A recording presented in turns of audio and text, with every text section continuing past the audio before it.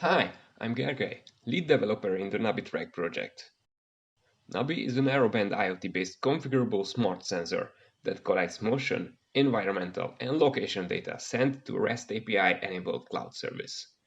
It can be utilized as an asset monitoring tool to implement automatic logistics, asset tracking, security, temperature and duty hour monitoring applications, and more.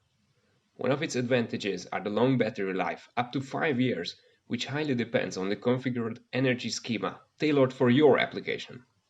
When you create a new energy schema, there are predefined templates for certain applications that could be modified on demand. For now, let's just go through the possible settings, starting with the motion detection.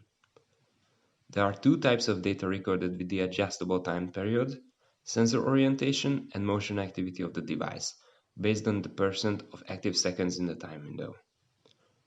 There are customizable sensor events that can trigger data upload and localization. These are motion state change, orientation change, and freefall detection. The condition of the motion state change events are defined by a rolling time window and the percent of active seconds inside the window. Different limits can be set for the motion start and motion stop events, therefore continuous activity conditions can be defined even for assets that rarely produce motion or vibration during operation. These motion state change events can be used for hour meter applications or to enable continuous localization only on the move, or just simply trigger a localization when the asset was put to rest in a new location. These are typical options for automated logistics combined with geofences drawn around sites. The next feature is localization. The device is equipped with GPS, but in case of shading and indoor use, the localization falls back to cell tower-based location estimation. Localization is the most energy-consuming feature other than the data upload, therefore it is not recommended to set it on high frequencies. You can see this in the indications of the interactive battery lifespan estimation. But the previously set up motion state change detection can help us to only use the GPS when the device is in motion. This is a good option for vehicle tracking. You can have the battery estimation by giving the estimated daily active hours to calculate with. You can also switch on real-time location tracking, which will immediately upload every new location data. However, this is a battery killer feature. Another condition for continuous localization could be losing the signal of a beacon. For example, when the asset leaves the permitted area, which is covered by the beacon.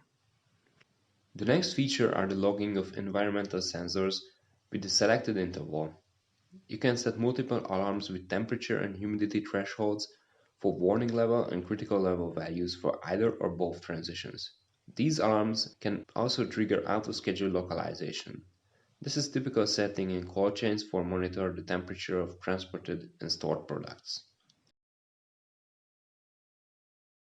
Optional wire-rest sensor nodes can be paired with the device that will operate with the same energy schema and have additional environmental sensors and can be used as beacons.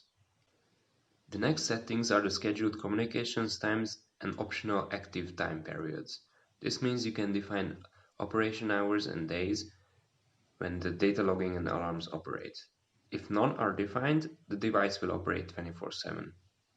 Here you can turn on continuous data sending, for example real-time monitoring the environmental sensors. But this feature only recommended for devices with AC power supply, as it's a battery killer. You can define multiple scheduled data upload times and see the settings in the calendar view. The last tab gives you an overview of the estimated consumption of the selected features. This is only as valid as your estimated number of expected alarm events that can trigger out-of-schedule, battery-consuming localization and communication sessions.